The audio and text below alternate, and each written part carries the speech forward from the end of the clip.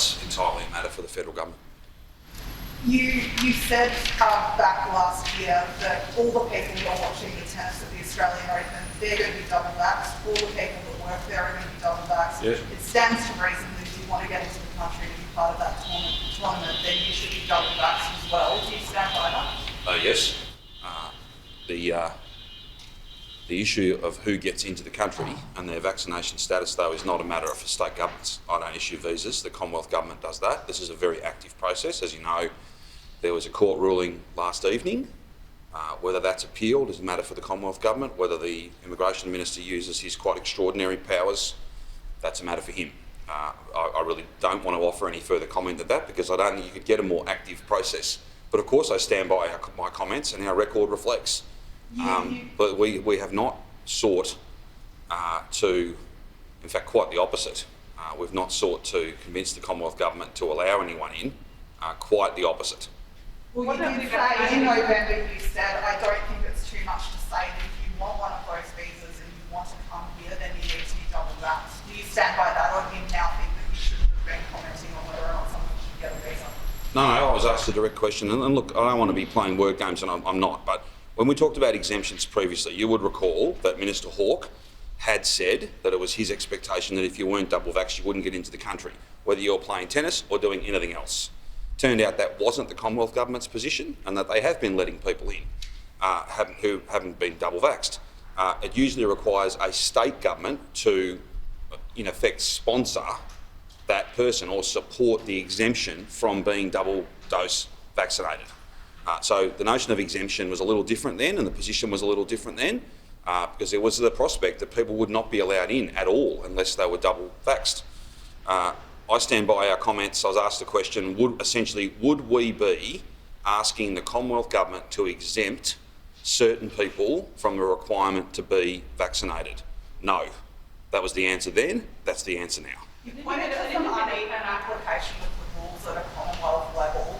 Are you upset as a Victorian Premier when the Australian Open is, such an international event that Victoria takes such pride in? Yes. That the implications that has had for Victoria's reputation? No, I think that this tournament is much bigger than any one person.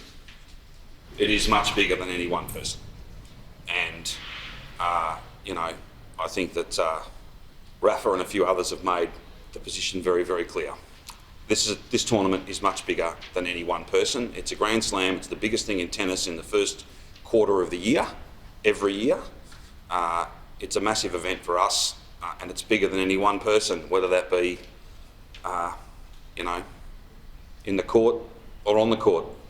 This tournament's much bigger than any one person.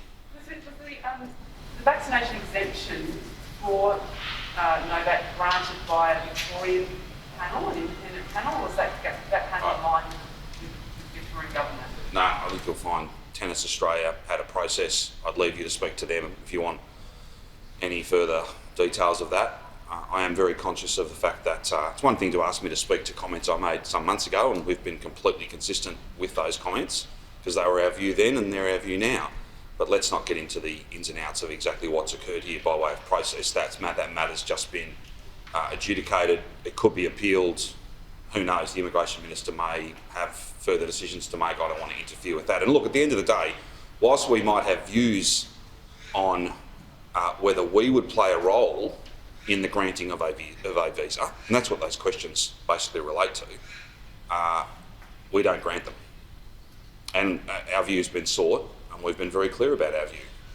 The Immigration Minister still has the power to cancel this immigration policy or to enact that. How would you like to say The nature of quite extraordinary powers that are held by the Immigration Minister is that I'm not going to be out there every day calling for him to use them or not use them. That's a matter for him.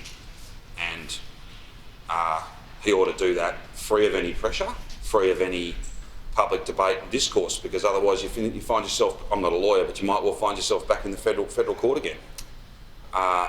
Again, these are not matters for me. We have many things to do, many things to get on with. Issuing visas is not one of the responsibilities that I have. Others have those responsibilities, and I direct you to them. If you want to know what Alex Hawke's going to do, then get on the blower to him and have a chat.